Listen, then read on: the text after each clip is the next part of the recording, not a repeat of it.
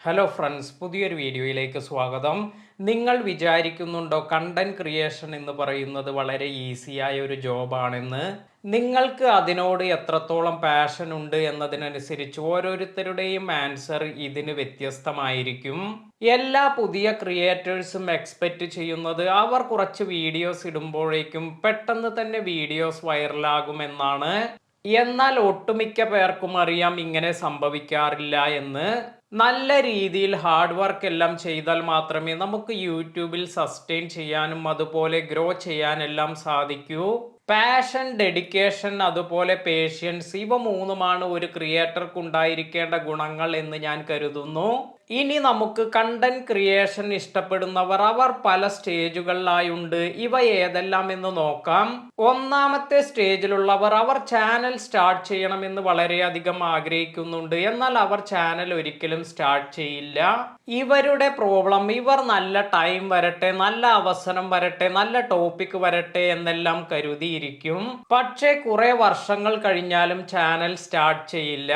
ഇനി രണ്ടാമത്തെ സ്റ്റേജിലുള്ളവരാണ്. അവർ ഒന്നാമത്തെ സ്റ്റേജ് തരണം ചെയ്ത് ഏകദേശം 10 അല്ലെങ്കിൽ 15 വീഡിയോസ് എല്ലാം ചാനലിൽ അപ്ലോഡ് ചെയ്തിട്ടുണ്ടാകും. എന്നാൽ അവർ ആഗ്രഹിക്കുന്ന റിസൾട്ട് ലഭിക്കുന്നില്ല എന്ന് തോന്നുമ്പോൾ അവർ അവിടെ സ്റ്റോപ്പ് ചെയ്യും. ഇത്തരത്തിലുള്ള ഒരുപാട് ചാനലുകൾ നിങ്ങൾക്ക് യൂട്യൂബിൽ കാണാൻ സാധിക്കും. ഇനി അടുത്ത സ്റ്റേജിലുള്ളവർ, ഇവർ കുറച്ചുകൂടി കാര്യങ്ങൾ മനസ്സിലാക്കിയവരാണ്. അവർ അതിനാൽ തന്നെ അവരുടെ ചാനലിലേക്ക് കുറച്ച് ഗ്രോത്ത് എല്ലാം നേടിക്കാണും. അവർക്ക് ചാനലിൽ എന്ത് ഫോക്കസ് ചെയ്യണം അല്ലെങ്കിൽ എന്താണ് അപ്ലോഡ് ചെയ്യേണ്ടത് എന്നതിനെ കുറിച്ചെല്ലാം ധാരണയുണ്ടാകും. പക്ഷേ ഈ സ്റ്റേജിലും നമുക്ക് സക്സസ് ആയി എന്ന് പറയാൻ സാധിക്കില്ല. കാരണം പലപ്പോഴും നമ്മുടെ സ്ട്രഗിൾ കൂടുന്നുണ്ടല്ലോ എന്ന ചിന്തയെല്ലാം കാരണം, അതുപോലെ അവർക്ക് വേണ്ട സിസ്റ്റംസ് ഒന്നും ഇല്ലാത്തത് കാരണം അവർക്ക് ഈ സ്റ്റേജ് മറികടക്കാൻ സാധിച്ചു എന്ന് വരില്ല. ഈ സ്റ്റേജും തരണം ചെയ്യുന്നവർ അവർ വീണ്ടും ഉയർത്തെഴുന്നേൽക്കുകയും അവർ ഈ പ്രോസസ് വീണ്ടും കണ്ടിന്യൂ ചെയ്യുകയും ചെയ്യും.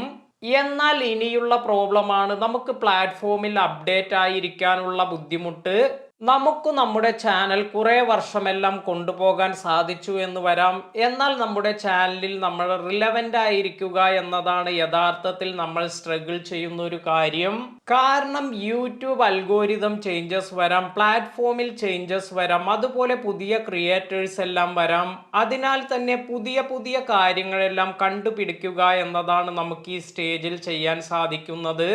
ഇങ്ങനെ പുതിയ കാര്യങ്ങളെല്ലാം കണ്ടുപിടിച്ച് മുന്നോട്ട് പോകുമ്പോൾ നമുക്ക് നമ്മുടെ ചാനൽ എത്ര വർഷം വേണമെങ്കിലും നല്ല രീതിയിൽ മുന്നോട്ട് കൊണ്ടുപോകാൻ സാധിക്കും. ഇന്നത്തെ വീഡിയോ നിങ്ങൾക്ക് എല്ലാവർക്കും ഉപകാരപ്പെട്ടു എന്ന് കരുതുന്നു. വീഡിയോ ഇഷ്ടമായെങ്കിൽ ലൈക്ക് ചെയ്യുക. ഞാൻ അപ്ലോഡ് ചെയ്യുന്ന വീഡിയോസ് ഒന്നും മിസ്സാകാതിരിക്കാൻ ചാനൽ സബ്സ്ക്രൈബ് ചെയ്യുക. പുതിയ വീഡിയോയിൽ കാണാം. താങ്ക്